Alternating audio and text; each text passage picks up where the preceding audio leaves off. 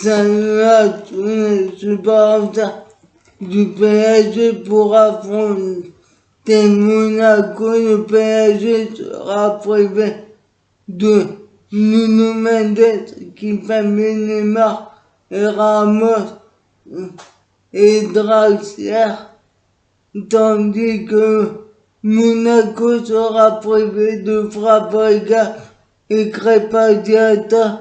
La compo probable du PSG est de Donnarumma, Hakimi, Marquinhos, Diallo, Bernat, Wijnaldum, Verratti, Maguire, Messi, Mbappé, Di Maria et pour le Monaco, Nubel, Aguilar, Disasi, Maripane, Enrique, Fofana, Tchouaméni, Jenson Martins, Golovin, Diop, Ben Yedder. On apprend que la tendance se confirme pour Di Maria, qui est sous contrat jusqu'en juin prochain, avec une option d'un an supplémentaire. Les deux parties disposent d'une bonne relation et ont envie de poursuivre jusqu'en 2023. Les échanges sont faits et un accord serait logique avec le PSG, tandis que Anthony Martial qui veut être prêté par le PSG, par le Manchester United, serait dans le viseur du PSG alors qu'il est sous contrat jusqu'en 2024 avec Manchester United. Il est aussi dans le viseur de l'OL, mais son salaire poserait problème à l'OL.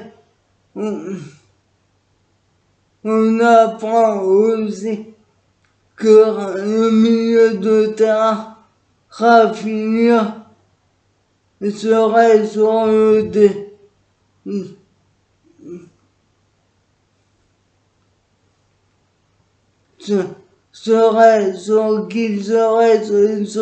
sur le départ pourrait rebondir au Celta Vigo en Espagne pour compenser le départ probable de Denis Suarez.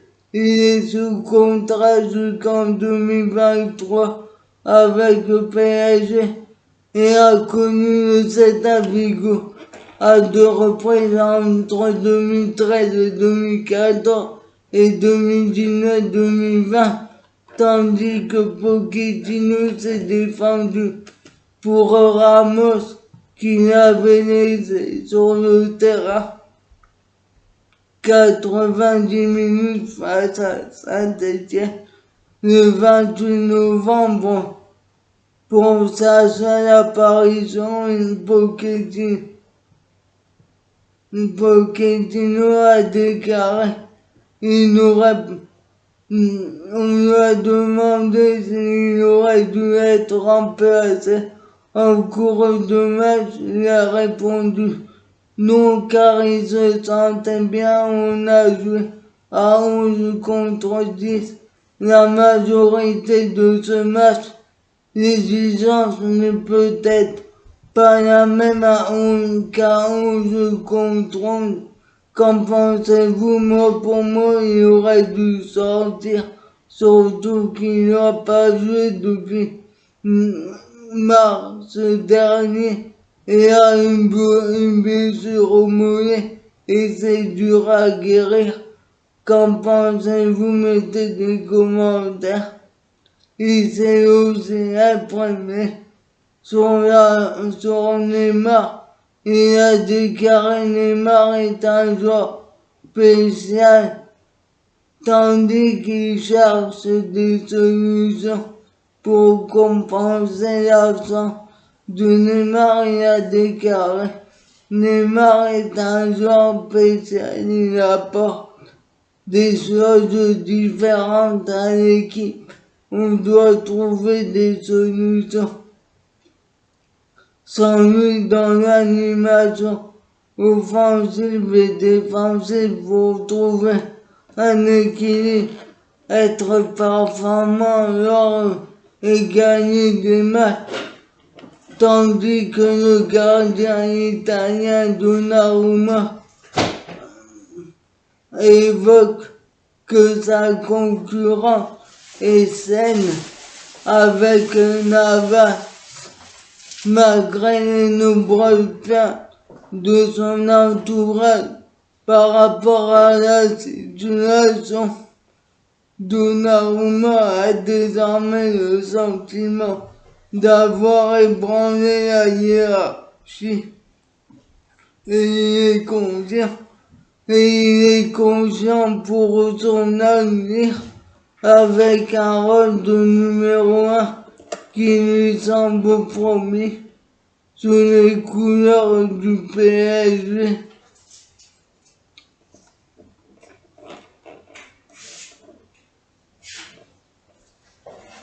On apprend aussi que le latéral droit Achraf Hakimi, qui avait réalisé un excellent début de saison avec le PSG et dans le dur, et en voudrait à Mauricio Pochettino, il aurait remarqué un manque de solidarité et de capacité dans le bloc du PSG qui manquait de repères, qui manquerait de repères par rapport à l'Inter Milan ou le Borussia Dortmund, un jugement qu'il a ressenti en marge de son carton rouge au Vélodrome face à l'OM 0-0 qui l'a obligé à faire face sur qui était parti seul au but de Navas, tandis que Carlos Bianchi, l'ancien attaquant du PSG, a jugé le duo Mbappé-Messi qui a impliqué son 87% des buts du PSG, soit 21 buts sur 24. Il a déclaré le problème et que Messi n'a pas d'avant-centre typique au PSG qui pourrait faire un 1-2 ou lui rendre le ballon en retrait. Il doit trouver d'autres moyens pour arriver au but. Mbappé doit dans un autre genre évidemment reprendre le rôle d'Alba au Barça qui débordait 15 fois par match pour servir Messi. Ils sont différents mais c'est mieux ainsi, car chacun apporte ses qualités à l'autre. Ce qu'il leur faut, ce n'est pas de changer leur jeu, c'est de se trouver dans les bonnes zones. Qu'en pensez-vous? Moi, pour moi, il a un peu tort, car Mbappé n'évolue pas à gauche et ne doit pas faire le rôle de Alba. Le rôle de Alba est plutôt fait pour nous Mendes et Mbappé. Certes, n'est pas un avant-centre typique, mais il a fait des efforts en tant qu'avant-centre. Ce n'est pas son poste de formation, mais il veut être avant-centre. Et on a vu aussi des prémices avec lors du match contre City à l'aller où il lui remet le ballon pour mettre le but. Qu'en pensez-vous? Mettez des commentaires. Et même lors des matchs suivants, alors que Lizarazu a des doutes concernant l'association Messi-Neymar Mbappé, il est plutôt séduit par le duo Messi et Mbappé, mais a des doutes concernant les trois en même temps. Il a déclaré le trio, j'ai l'impression que c'est un peu un fantasme, mais ce n'est pas encore la réalité, le duo Mbappé-Messi. J'y crois, on a déjà vu Mbappé-Neymar. Ça fonctionnait très bien la saison dernière, on a vu les performances des prémices entre Mbappé et Messi, je pense que ça peut être très bien, que ça peut très bien fonctionner, car c'est facile de jouer avec Mbappé en pleine bourre comme ça, surtout que Messi a eu besoin de se remettre dans le rythme. Je pense qu'on va voir le meilleur Messi maintenant. Mais à 3, c'est beaucoup compliqué.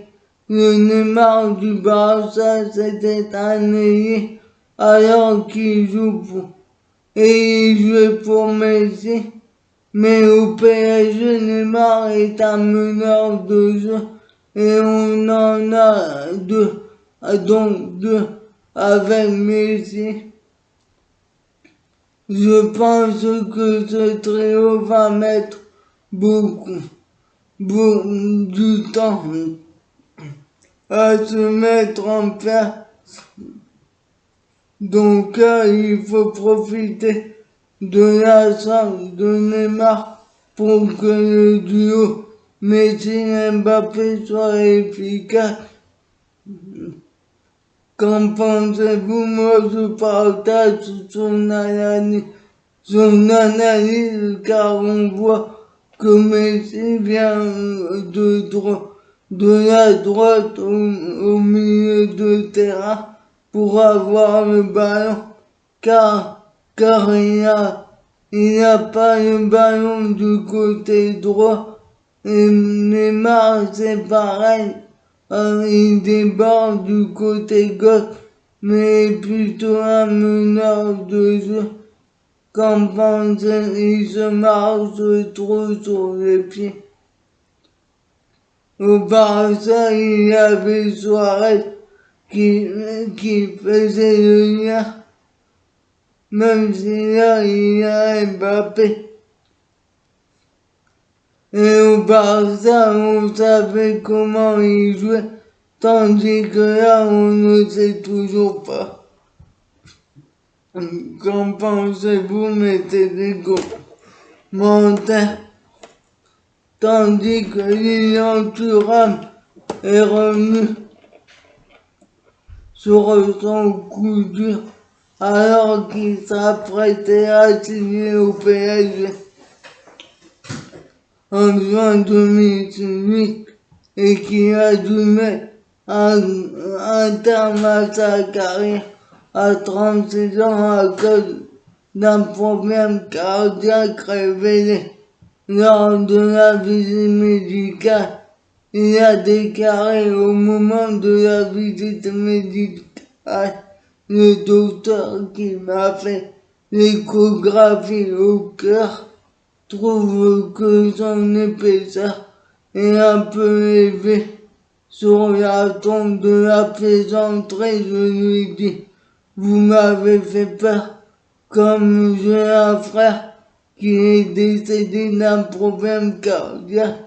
J'ai cru que vous allez me dire que je ne pourrais plus jouer au foot.